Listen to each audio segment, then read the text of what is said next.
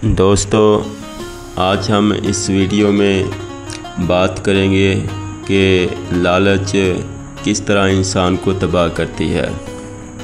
एक ज़माने की बात है, एक छोटे से गांव में एक दूध वाला रहता था। उसका नाम करीम था।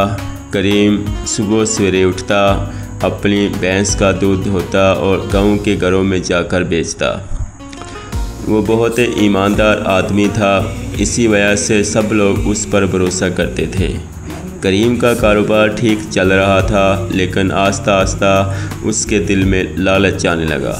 एक दिन वो खुद से कहने लगा, अगर मैं दूध में थोड़ा सा पानी डाल दूं तो दूध ज़्यादा हो जाएगा, इस तरह मेरा नफ़ा भी ज़्यादा होगा और कोई ये बात जान भी ना पाएगा। पहले दिन उसने एक बाल्टी दूध में सिर्फ़ 1 गिलास पानी डाला।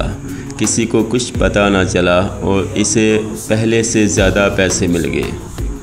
करीम खुश था, दिल ही दिल में बोला, वाह ये तो कमाल है, अब तो मैं रोज़ ऐसा ही करूँगा।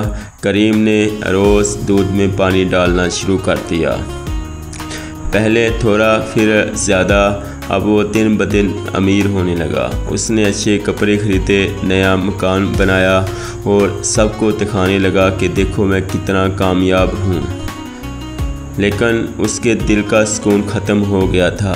वो अंदर ही अंदर परेशान रहने लगा, मगर लालच ने उसकी आँखों पर पर्दा डाल दिया था। कुछ दिनों बाद गांव वालों को महसूस हुआ कि दूध का जायका पहले जैसा नहीं रहा, मगर चूँकि वो करीम पर भरोसा करते थे इसलिए ज़्यादा कुछ ना बोले। फिर एक दिन गांव के चौधरी ने अपनी बेटी की शादी का ऐलान किया। चौधरी ने करीम को बुलाया और कहा, करीम कल शादी है, हमें ज़्यादा दूध चाहिए, खीर बनानी है, अच्छा सा दूध ले आना।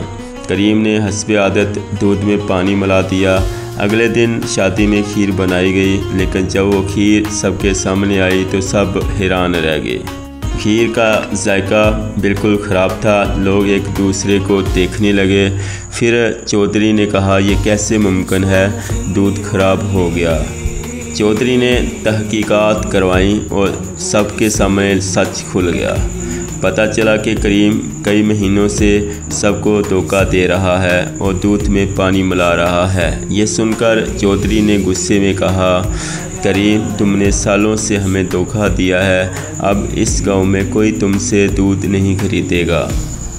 सब गांव वाले इकट्ठे हो गए और ऐलान किया कि अब करीम का दूध कोई नहीं लेगा। करीम का सारा कारोबार ख़त्म हो गया।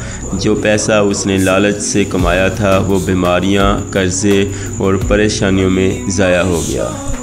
लोग इससे बात भी नहीं करते थे। करीम तन्हा रह गया। इसे तब एहसास हुआ कि लालच ने उसे सब कुछ खो दिया। अगर वो शुरू से ईमानदार रहता तो आज भी इज़्ज़त और सुकून की ज़िंदगी गुजार रहा होता। नाज़रीन, लालच बुरी बला है, ईमानदारी और सच्चाई ही असल कामयाबी है। इसलिए हमें लालच करने से बचना होगा ताकि हम अपनी तबाही खुद अपने हाथों से ना करें।